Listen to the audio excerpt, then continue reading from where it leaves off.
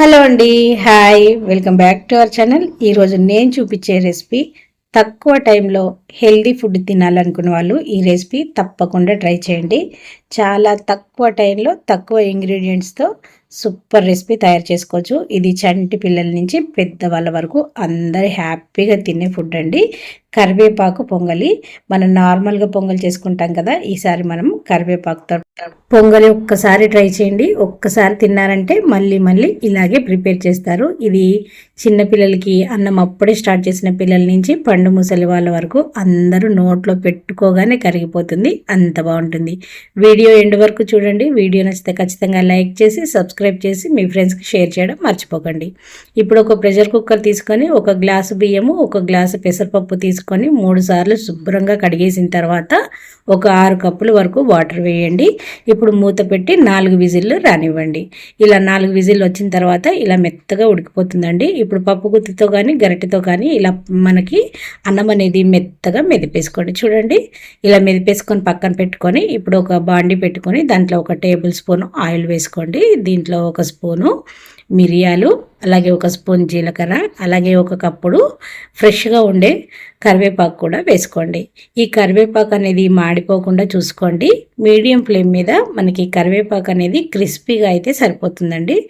మనకి ఇది medium flame మీద కొంచెం ఫ్రై చేస్తే ఒక 2-3 నిమిషాలకే ఇలా అయిపోతుంది. ఇప్పుడు దీన్ని పక్కకు తీసుకొని చల్లారిన తర్వాత మిక్సీ పట్టి పక్కన పెట్టుకోండి.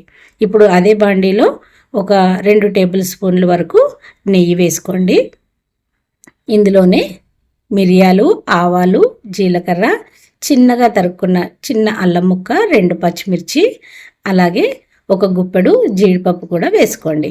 ఈ జీడిపప్పు, అల్లము అస్సలు స్కిప్ చేయకండి. టేస్ట్ చాలా బాగుంటుంది పొంగల్లో. ఇది కూడా మనకి జీడిపప్పు కాస్త కలర్ మారిన తర్వాత కొంచెం కరివేపాకు వేసుకొని బాగా వేపుకోండి.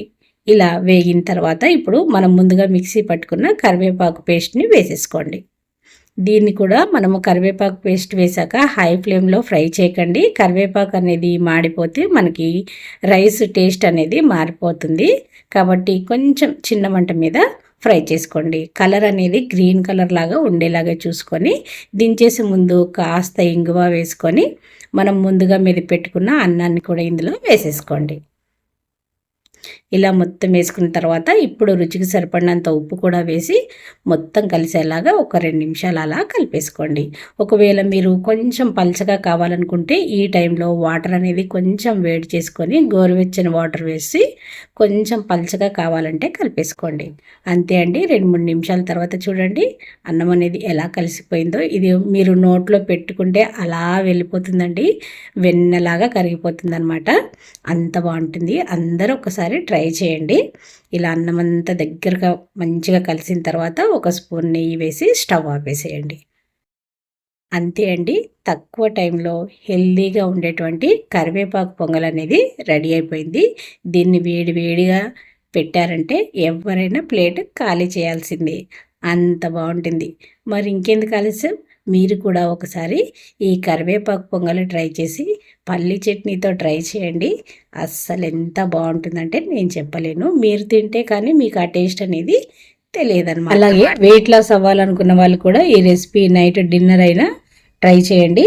చాలా లైట్ వెయిట్గా ఉంటుంది, అలాగే త్వరగా డైజెషన్ అయిపోతుంది. కరివేపాకు కూడా ఉంది కాబట్టి మనకు చాలా హెల్దీ అనమాట. ఆయిల్ కూడా చాలా తక్కువ యూజ్ చేసాం. మరి ఇంకెందుకు ఆలస్యం, మీరు కూడా ట్రై చేయండి. ఇలాంటి మంచి మంచి రెసిపీస్ కోసం మన ఛానల్ని సబ్స్క్రైబ్ చేయండి. మీ ఫ్రెండ్స్కి షేర్ చేసి ఒక లైక్ చేయండి. థ్యాంక్ యూ అండి. Thank you for watching.